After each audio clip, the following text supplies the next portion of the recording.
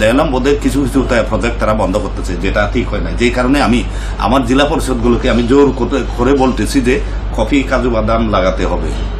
Coffee কাজু বাদাম যেটা হবে সেটা 1 বছরের জন্য না, এটা হচ্ছে 50 বছরের জন্য। এটা ইক্কু লাগানোর মতো না 10 মাস অথবা 12 মাসে ওটা উঠে যাবে। নো, এটা করতে হবে। কাজু বাদামটাও একই, তারপরে অন্যান্য তুলাটাও 6 মাসের তুলা, এগুলি শর্ট টার্ম করতে পারি, কিন্তু আমাদের লং টার্মে যাওয়া দরকার।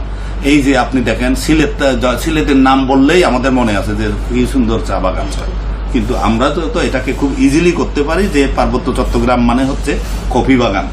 এটা আমাদের আস্তে আস্তে করা দরকার।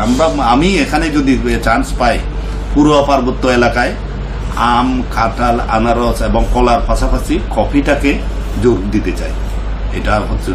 এবং এখন অন্যান্য কফি ড্রায়ার যেটা আছে, ফ্রুটস এবং ভেজিটেবল ড্রায়ার, যদি আমরা এখন প্রতি এলাকায় যদি প্রতি কি বলে উপজেলায় যদি 10টা করে দিতে পারি, দেখা গেল কাঁঠালের চিপস হচ্ছে, আনারসের চিপস হচ্ছে, তারপরে আমের চিপস হচ্ছে, এগুলি খুব সহজে বানানো যায়।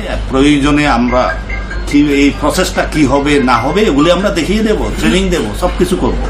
বাট এগুলো হচ্ছে মানে আমার লাইভলিহুডের প্রসেস। এছাড়া অনেক কিছু আছে এগ্রিকালচারালি, কিন্তু এই পার্বত্য জেলায় আমাদের এগ্রিকালচার ডিপার্টমেন্ট, ইভেন বাংলাদেশেও আমাদের এগ্রিকালচার ডিপার্টমেন্ট এত ভালো করেছে, এখন তো লোকজন না খেয়ে থাকে না। মুখ কি কম বেড়েছে। 71 সালে 75 মিলিয়ন, এখন 160-70 মিলিয়ন মানুষ।